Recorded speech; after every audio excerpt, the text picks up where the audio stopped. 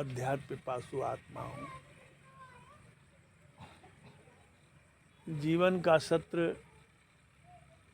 यूं बीतता चला जाता है। संसार में बहुत सारी बातें हैं। संसार संसार है, परमार्थ परमार्थ है। परमार्थ का अर्थ होता है परम जोड़ अर्थ। अर्थ का मतलब है धन। परम माने श्रेष्ठ, श्रेष्ठ धन, सर्वश्रेष्ठ धन। सर्वश्रेष्ठ धन क्या है इस संसार में? सर्वश्रेष्ठ धन है आत्मज्ञान। आत्मज्ञान से बढ़कर कोई धर्म नहीं है, कोई धन नहीं है। संसार में तो अनादिकाल से हम सभी आत्माएं परिभ्रमण कर रही हैं, योनियां बदलते हैं, जन्म लेते हैं, कुछ काल ठहरते हैं, फिर मृत्यु को प्राप्त हो जाते हैं। चोला बदल जाता है। यह संसार का प्रारूप है। संसार में आज तक कोई व्यक्ति संतुष्ट और सुखी नहीं हो पाया। और संसार में जितने सुख हैं भौतिक, वह सभी सुख से कोई संतुष्ट नहीं हुआ। अगर संतुष्ट होता तो अनादिकाल से बड़े बड़े राजा महाराजा, चक्रवर्ती सम्राट, उन सबों ने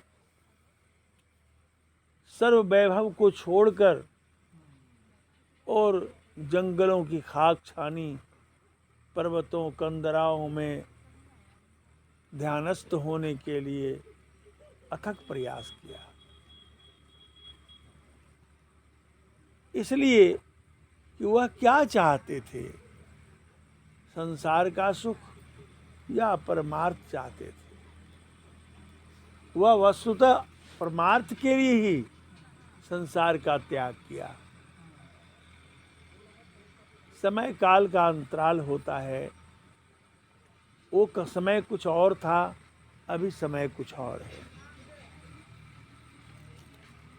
अभी के समय में सब सुलभ है।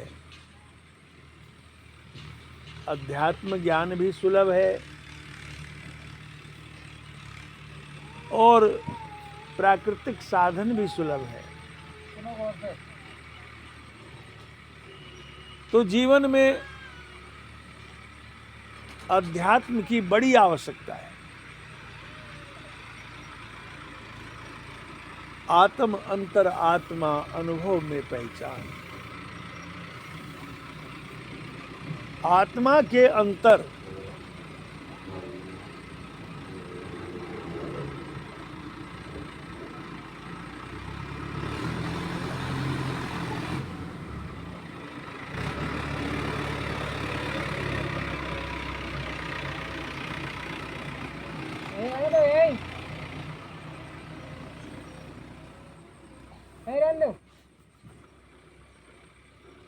आत्मा के अंतरात्मा रूप से व्यापक परमात्मा विराजमान है, जो अविगत है। अमन नहीं, विगत मन खाली। वह कहीं खाली नहीं है। एक हाथ भी इस तरह हम चलाते हैं तो परमात्मा में ही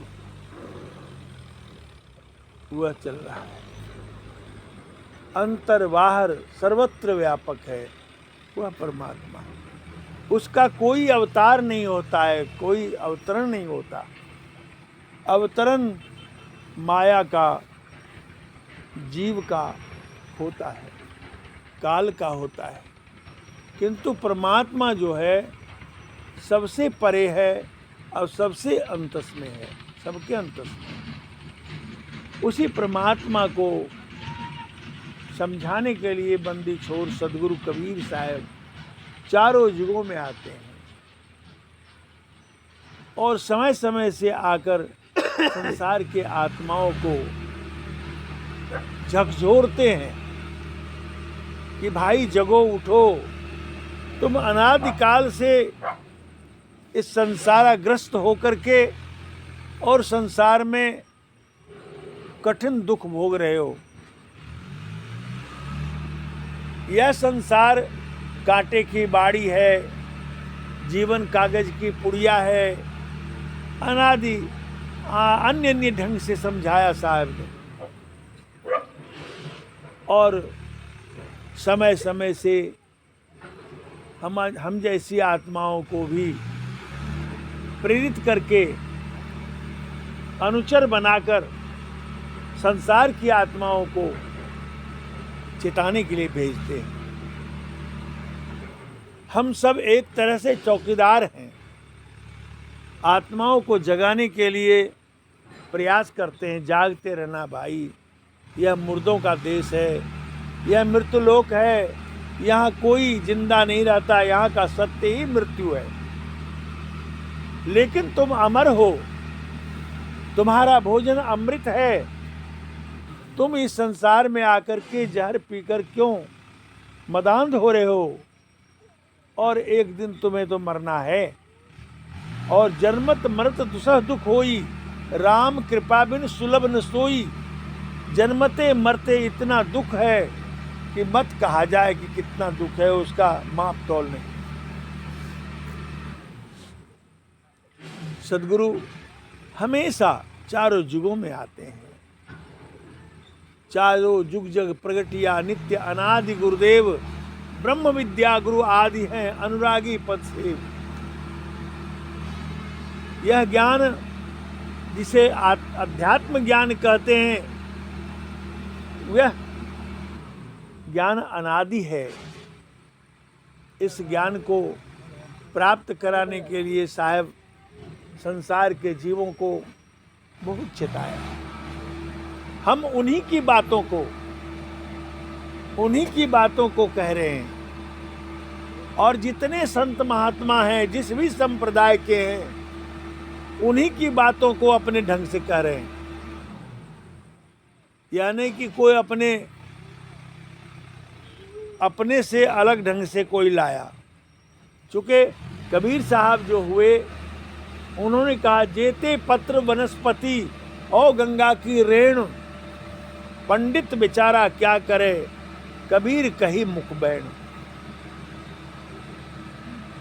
जितना धरती पर वनस्पतियां हैं और जितने रेत का कण है, एक मुट्ठी कण उठा लीजिए और इस तरह से गिनना चाहिएगा तो वह गिन नहीं पाएंगे।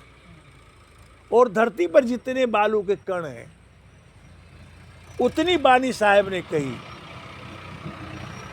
तो संसार में प्राणी को अगर वह कुछ लग जाए तो उनका जीवन सफल हो जा सकता है। इसलिए सद्गुरु बंदी छोर कबीर साहब के वाणी विचारों को सुनकर आप अवश्य ही प्रभावित हों, यह मेरी शुभकामना है। और इस संसार में कोई ऐसे प्राणी नहीं है जो सद्गुरु के हंस नहीं है। सभी प्राणी सद्गुरु के हंस हैं। पर जिसे पता हो गया है मैं सद्गुरु का लाल हूँ, सद्गुरु का हंस हूँ, वह तो सद्गुरु के ओर चल दिए हैं, लौट चले हैं। और जिसे पता नहीं है वह अन्यत्र जहाँ तहाँ भटक रहे हैं। जिसमें सुख चाहते हैं वह सुख का रूप है ही नहीं। जा में सुख तुम मानते, सो दुख का है रूप। सत्य सुख सुख जाना नहीं, ताते पड़े भवकूप। जिसमें तुम सुख मानते हो वह सुख का स्वरूप नहीं है, वह केवल दुख है। जैसे कुत्ता एक हड्डी को, सूखी हड्डी को उठाकर एक एकांत जगह में लेकर चला जाता है और वहां जाकर उस हड्डी को खूब चबाता है और उसी के मसूड़े फटकर उससे खून आकर उसके जिह्वा पर आता है तो मूर्ख कुत्ता समझता है कि यह खून इस हड्डी से आ रहा है और बहुत स्वाद इसका बढ़िया है, उसी में मगन रहता है, पर दर्द से भी बेचैन होता है। यही हाल संसार के प्राणियों का है।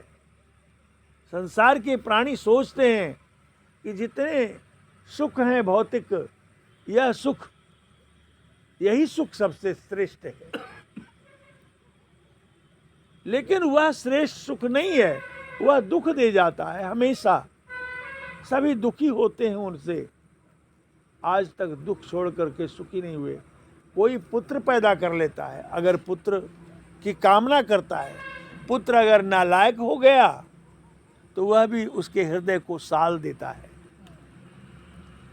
उसके हृदय में तीर की तरह एक एक वाणी चुभती है और वह सोचता है कि बेकार हो गया जीवन। कोई धन को प्राप्त करता है, अब धन में अहंकार पैदा हो गया तो वह उस धन से तृप्त क्या होगा, वह तो झगड़े लड़ाई, अहंकार के बल पर केस मुकदमा, और वह इतना तंग हो जाता है कि वह तड़प करके रह जाता है। संसार की कोई वस्तु ऐसी नहीं है जो कि प्राणियों को सुख दे सके। तो सुख देने वाला क्या है? संत के शरण का अनुसरण करना, संतों की वाणी को सुनना, और बंदी छोर साहेब सदगुरु कबीर को उनमें जीवन को आत्मसमर्पण कर देना। सदगुरु कबीर में अपने आप को समर्पण कर देना कि वो बंदी छोर हैं, बंधन को छुड़ाने वाले हैं। कौन सा बंधन? यह काल का बंधन। काल का बंधन छुड़ा देते हैं। सभी कालाबद्ध हैं। आप कहें काल कौन है, तो काल तो आपका मन ही है। मने निरंजन काल है, राखे सब जीव भरमाई हो। 5 25 3 का पिंजड़ा, तामे तो को राखे हो। तो को बिसर गई सुधि घर की, महिमा आपन भाखे हो। सब जगह तीनों लोक में मन की ही पूजा हो रही है। तीनों लोक में, तीन लोक मन भूप है, मन पूजा सब ठौर। सारे ओर में मन की पूजा होती है। अब देखिए, आप कहेंगे कैसे मन की पूजा होती है?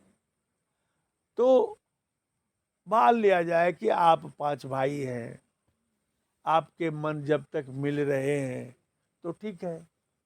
जब मन में तफरका आता है तो भाई भाई दुश्मन हो जाते हैं, पिता पुत्र दुश्मन हो जाते हैं, माँ बेटा दुश्मन हो जाते हैं। वही प्रेम नफरत में बदल जाता है और कितना दूरी आ जाता है कि मत पूछिए। यह हाल बना देता है यह मन। सबके मन अलग अलग हैं। मन की व्यापकता इतनी है कि उसका ही वर्णन नहीं किया जा सकता। निरंजन काल ने सारी दुनिया की सृष्टि बनाकर और अंत में आद्या शक्ति से कहा कि मैं अब अव्यक्त हो रहा हूं, मैं किसी को दर्शन नहीं दूंगा, ब्रह्मा विष्णु महेश को भी नहीं। मेरा हाल मत बताना, मैं व्यक्त हो रहा हूँ। कहाँ? तो मैं जितने जीव आत्मा संसार में ये संसार का सृजन किया है, जहाँ जहाँ जीव आत्मा है उनके साथ मन रूप में सूत्र बनकर रहूँगा और उसी सूत्र से मैं संसार का उपभोग करूँगा। उसी सूत्र से मैं सारे जीवों को खाऊंगा। कभी क्रोध से खाऊंगा, कभी लोभ से खाऊंगा, कभी मोह से खाऊंगा, कभी अहंकार से खाऊंगा, और ये जीव इस बात को नहीं जानेंगे। और अंत समय में मैं तो इसे खा जाऊंगा। कोई भक्ति के लिए तड़पड़ाएगा तो विष्णु की भक्ति करेगा, शिव की भक्ति करेगा, शंकर की भक्ति ब्रह्मा की भक्ति करेगा। तो ब्रह्मा को कहा कि तुम जो है इसे नेम धर्म पूजा पाठ बताकर स्वर्ग की रास्ता दिखा दो। विष्णु को कहा वैकुंठ का रास्ता दिखा देना। जब शिव को कहा कैलाश का रास्ता दिखाओ। जब इनके पुण्य छीन हो जाएंगे जोग जब तब पूजा करके, तो मेरे हाथ देना, मैं इसे तप्त शिला पर पटक करके भून कर मैं खा जाऊंगा, फिर गुम्बट में फेंक दूंगा, 84 लाख जोनियों में यह जन्मता मरता रहेगा। ये महाकाल जो है निरंजन कि यह षड्यंत्र है, यह सृष्टि संसार, ये जेल खाना है जीवों के लिए। सदगुरु ने बताया कि जेल खाना है, आकाश पाताल और ये 10 दिशाएं, यह सभी इसके दरवाजे जेल के दीवार हैं, इसमें सारे जीव फंसे हुए हैं। और जीवों को बचाने के लिए साहब ने अपना यह रास्ता चुना।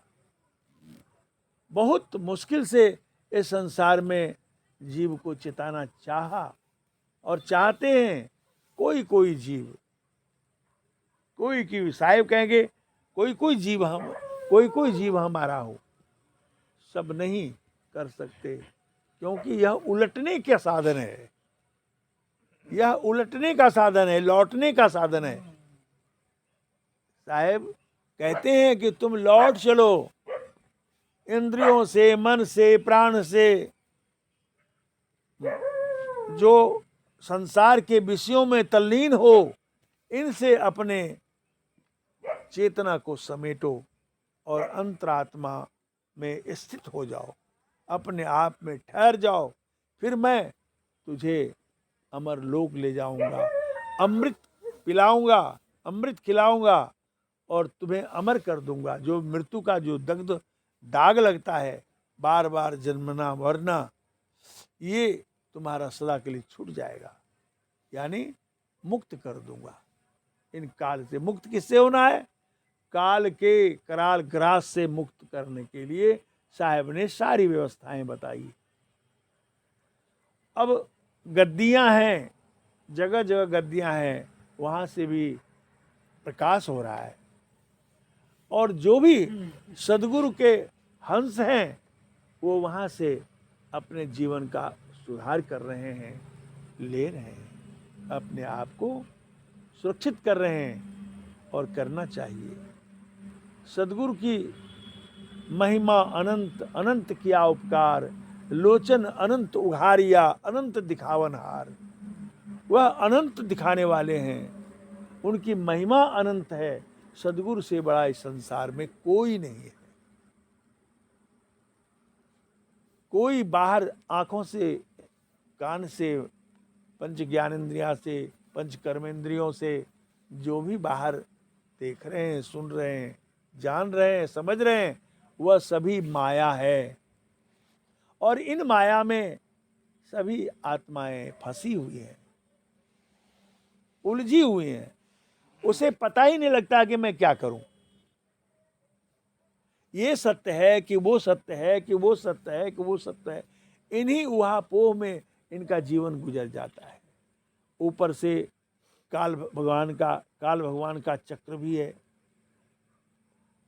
पंडित जी को समझाते हैं कि भाई जाकर के ऐसा ऐसा कहो, व्रत बताओ, पूजा बताओ, अनुष्ठान बताओ, ये बताओ, ये ग्रह है, वो ग्रह है, वो ग्रह है, वो ग्रह है। सदगुरु के हंस के लिए कोई ग्रह नहीं है,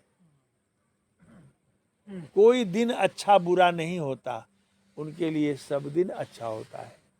क्यों कि सदगुरु ने कहा, सदगुरु यही बताए कि सब परमात्मा के बनाए हुए सब कुछ है, उसके लिए कोई विकार नहीं, कोई द्वेष किसी से नहीं। लेकिन वही चीज़ पंडितों के द्वारा जो काल विधान में लिखा हुआ है कि आज दिन शुभ है, कल दिन अशुभ है, ये काल घड़ी है, ये वो घड़ी है, ये सब बातें जो हैं काल गणित की हैं। सदगुरु के साहेब के गणित के नहीं हैं। साहेब सब के लिए सर्वरक्षक। अभी मान लिया जाए आप किसी छोटे सेठ के यहाँ नौकरी करें, आपका आचरण व्यवहार बड़ा सुंदर हो और बगल में बहुत बड़े सेठ का सब कुछ है, वो बहुत बड़ा सेठ, तो आपके चरित्र को देख देख करके वो सोचने लगा, भाई ये तो बहुत चरित्रवान व्यक्ति है, इसे तो मुझे अपने यहाँ ही रख लेना चाहिए। आपके हर दशा को देखकर एक दिन मुलाकात हो गई। सेठ जी ने कहा, क्या आप मेरे यहाँ रहोगे? अरे मेरे पुत्र की तरह रहना, कोई कमी नहीं है, सब कुछ आपका है। इतना प्यार दिया कि वह उस सेठ के यहाँ चले गए। तो वही हाल है। तो फिर कोई छत्र छाया, इतनी बड़ी छत्र छाया हो गई, ये छोटे मोटे सेठ उसका क्या बिगाड़ सकते हैं? जब बड़ों के शरण चले गए तो छोटे मोटे क्या कर सकते हैं? उसी तरह से काल जो है छोटा मोटा है और दयाल पुरुष जो है उसकी सत्ता इतनी अनंत है, इतना बड़ा है, तो कुछ बात कुछ है ही नहीं। तो हमको सदगुरु ने कहा कि प्यारे तुम दयाल की ओर जाओ। काल से दयाल बड़े होते हैं, मारने वाले से बचाने वाले का अधिकार ज़्यादा होता है, तो वो सर्वरक्षक हैं। अब देखिए रामचंद्र जी, कृष्ण जी, बजरंग बली, गणेश जी, जितने देवी देवता हैं सबके हाथ में हथियार है, एक दूसरे को मारते हैं, लड़ते हैं। सदगुरु कबीर साहब किसी को मारे? 52 कसनी ली गई, 52 प्रकार के मौत की सजा दी गई, पर कबीर साहब ने किसी को कुछ नहीं कहा। मुस्कुराते हुए उन्हें स्वतंत्र रूप से मौत की सजा देने दिया। तो जो अमर पुरुष हैं उनको कौन मार सकता है? लेकिन वह कोई प्रतिक्रिया भी नहीं किए उसके प्रति कि तुम को भी मैं मारूंगा, ऐसा नहीं कहा। रामचंद्र ने कितनों को मारा, छल कपट भी हुआ, बाली को छिप कर मारा तो कृष्णावतार में उसका बदला देना पड़ा। और कई कई कहानियां, इतनी कहानियां हैं, उसी में मिलेंगे। आप पहली दृष्टि से देखेंगे तो आपको पता चलेगा कि ओ ये अवगुण है, ये सत्य नहीं है। जो सत्य है फिर उसकी ओर आप चलेंगे। आप सत्य हैं और आपको सत्य की खोज है, पर आप सत्य के जगह पर झूठ को पकड़ लेते हैं और वह झूठ आपको तृप्त नहीं कर सकता है और तृप्त रह जाते हैं। इसलिए सदगुरु ने कहा कि झूठ को का सहारा छोड़कर तुम सत्य हो और सत्य की ओर बढ़ो। और सत्य जब भी मिलेगा वह तुम्हारे ही भीतर मिलेगा, बाहर कोई सत्य नहीं है। बाहर तो सब मिटने वाला है, एक जैसा नहीं रहता है, प्रकृति परिवर्तनशील है। इसलिए तुम अपने अंदर जब तक नहीं चलोगे तब तक तुम्हें शांति सुख की प्राप्ति नहीं होगी। तुम्हें कहते हैं साहब को, साहब क्या कहते हैं? कहते हैं कि सूरत फंसी संसार में, तासे पड़ गए दूर, सूरत समेट अंतर करो, आठों पहर हजूर। आपकी सुरती बिखरी हुई है। सुरती क्या है? सुरती आत्म चेतना को कहते हैं। आत्म चेतना क्या है? आपकी यादें, आपके ख्याल जो गुमराह हो गया है। आप बचपन की भी बात भूलते चले जा रहे हैं। भूल का पर्दा किसने दिया? भूल का पर्दा मन ने दिया। मन के द्वारा भुलावा दिया जाता है और आप अपने किए हुए कर्मों को भी भूलते चले जाते हैं। लेकिन उसका जो आधार बना हुआ है चित्त रूपी कैमरा, उसमें आपके कर्मों का फोटोग्राफ हो रहा है, निगेटिव तैयार हो रहा है। और शरीर के छूटने के बाद, मृत्यु प्राय होने के बाद, वह जो चेतना अचेतना आत्मा इससे निकाली जाती है, तो उसी के चित्त में निकलते हैं। तो स्वतंत्र होकर नहीं निकलते, परतंत्र ही है। हाड़ मांस का शरीर छोड़ा दिया जाता है। इसके अंदर सूक्ष्म शरीर है, उसके अंदर कारण शरीर है, उसके अंदर महाकारण शरीर है, उसके अंदर कैवल्य शरीर है। इतना इतना बंधन है। इनके अंदर हंस रूपी आत्मा रहती है। इतना शिकंजे में बंद आत्मा हाड़ मांस के शरीर को छोड़कर चले जाते हैं बाहर। तो इनके साथ तो सारे हैं, इनके साथ जो है इनके कर्म संस्कार भी हैं, जो मन के मन भी साथ है, सब कुछ साथ है। तो इसका जन्मना मरना होता रहता है। कर्मानुसार जिस जोनिया में जाते हैं वहाँ भोग जोनिया। मनुष्य जोनी जो है केवल भोग जोनी नहीं है। मनुष्य जोनी भोग जोनी और योग जोनी दोनों है। इस जोनी में आकर के आप अपने आत्म कल्याण के लिए कुछ कर सकते हैं, पर वह अन्य जोनियों में नहीं कर सकते। वहाँ वैसा विधान नहीं बनाया गया, वहाँ नियम नहीं बनाया गया है कि उस जोनी में आकर के आप मुक्ति को प्राप्त कर सकते हैं, आप निर्वाण पद की प्राप्ति कर सकते हैं, भजन कर सकते हैं। उस जोनियों में नहीं होगा। वहाँ केवल भोग जोनी है, और यहाँ योग जोनी और भोग जोनी दोनों है। इस शरीर में मुक्ति का द्वार है, मोक्ष का दरवाजा है, साधना का धाम है यह शरीर, और इस शरीर में सब कुछ होता है। इसलिए बड़े भाग्य है से यह मानव तन पाए हैं हम लोग, और इस मानव तन में आकर के हमें जो है मानवता की चोटी पर आना है। हम संसार के दोष को देखते हैं, हम संसार के दोष को देखते हैं। फलाना व्यक्ति बहुत दोषी है, बुरा है, उनके अच्छे आचरण नहीं है, ऐसे हैं वैसे हैं, और बस केवल इसी को देखते देखते हमारे अंदर उसके विकार प्रवेश कर रहे हैं। ये पता नहीं है हमें कि हमने जो बुराई देखा तो वह बुराई का असर मेरे अंदर हो रहा है, इसका पता नहीं है। तो साहब कहते हैं कि तुम्हारे अंदर भी बुराई देखने से और तुम्हारे अंदर ही वह बुराई का सूक्ष्म रूप आ रहा है। इसलिए साहब ने कहा कि बुरा जो ढूंढन मैं चला, बुरा न मिलिया कोई, जो दिल ढूंढूं आपना मुझसा बुरा न कोई। साहब ने कहा कि जो विज्ञ आत्मा है, जो ज्ञानी आत्मा है, वह बुराई नहीं ढूंढते किसी में।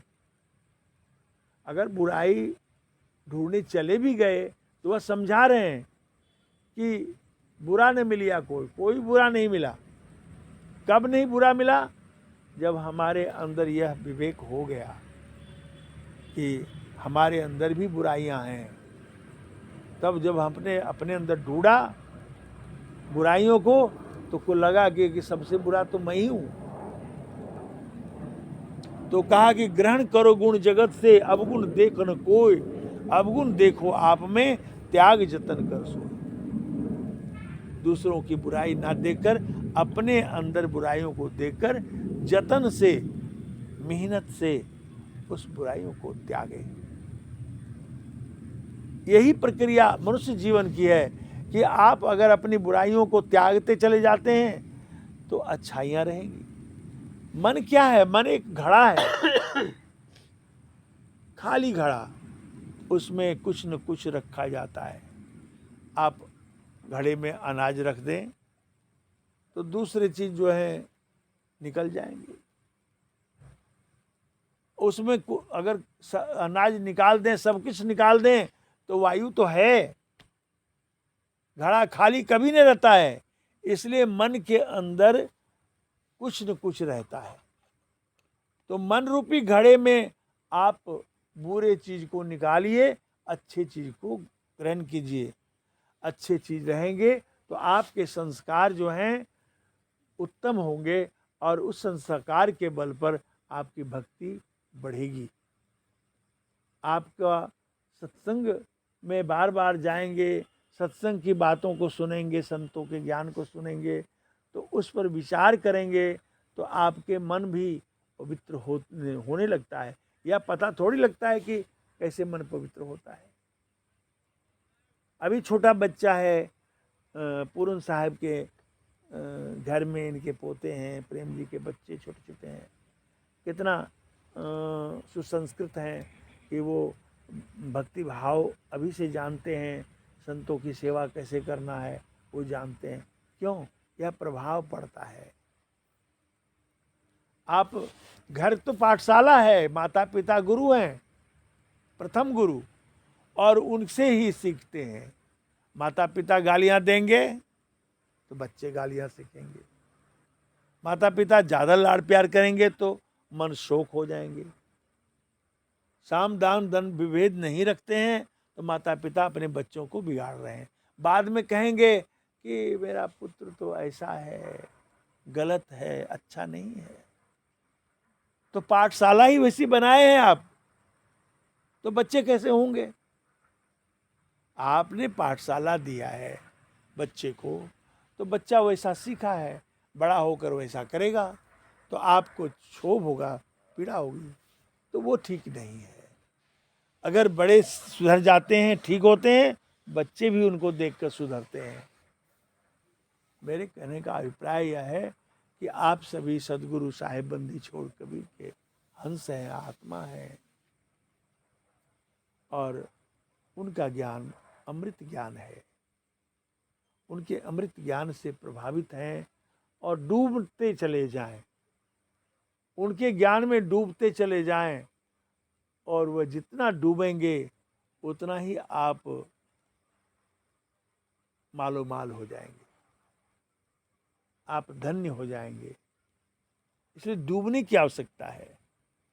उन्होंने जो साधना जो प्राप्त किया है, नाम जो दिया है, कबीर साहब कहते हैं कि कबीर साहब ने कहा है, बाट मांझ गुबरौरा जैसा, है ना, नाम बिना नर होइयो कैसा, बाट मांझ गुबरौरा जैसा। जिसे नाम नहीं मिला है तो वह कैसे है? अड्डे पर जो गुल्लियां बनाता है, कीड़ा होता है, गुबरौरा उसको कहते हैं, गोबर की गुल्लियां बनाता है और उसको घुमाते रहता है इधर उधर, उसी में सारे दिन बीतते हैं उनके, और किसी इंसान के पैर के नीचे दब गया तो मृत्यु को प्राप्त कर जाते हैं। तो वही है, कहते हैं, साहब कहते हैं कि वह उसी तरह से प्राणी है जिसको नाम नहीं मिला है।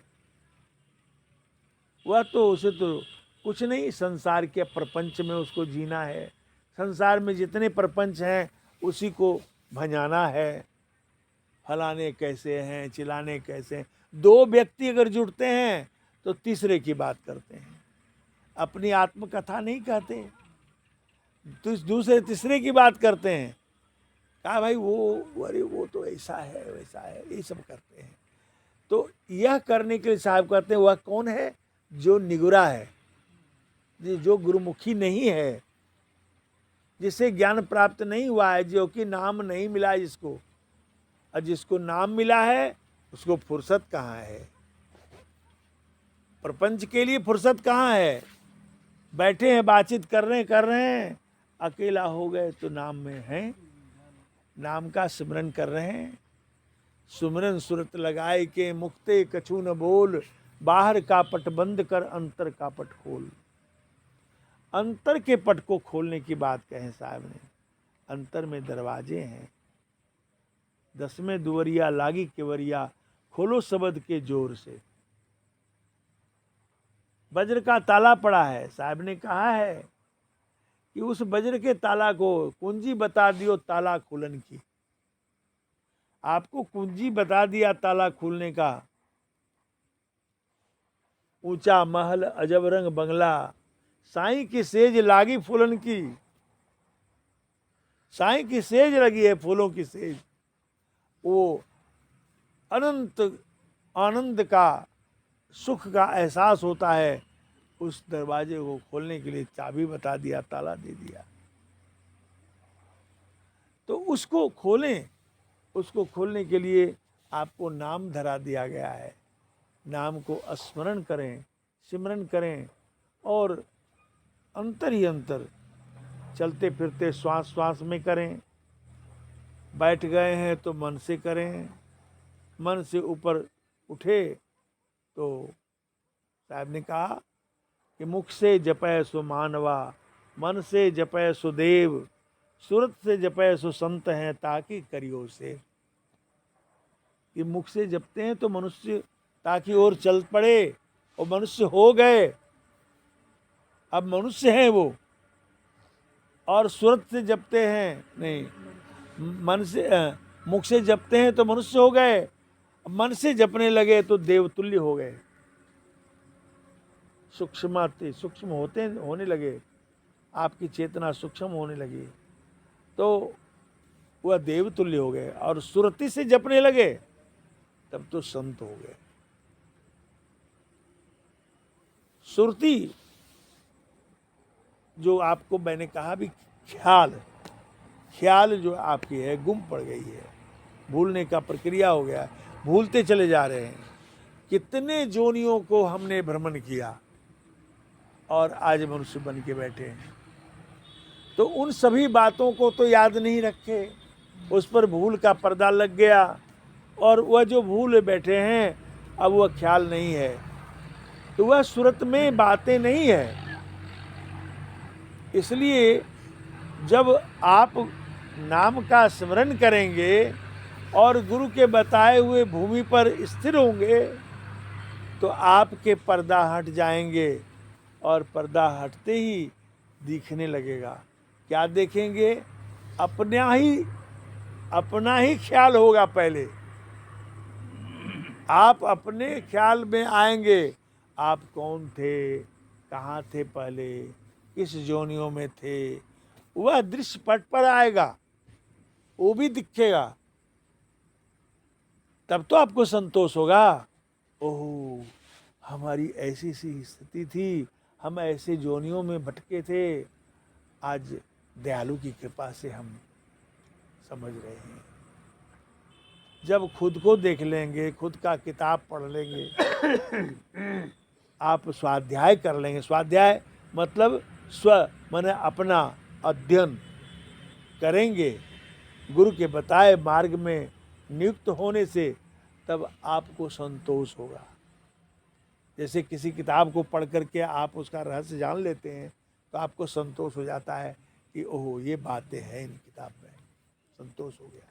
वैसे आप स्वाध्याय करेंगे तो आपको अपने आप पर भी भरोसा हो जाएगा, अंधविश्वास में नहीं भटकेंगे, लोगों की उलूल जुलूल बातों में शक संशय नदी अगाड़ी बहती विषम धार जल जोर।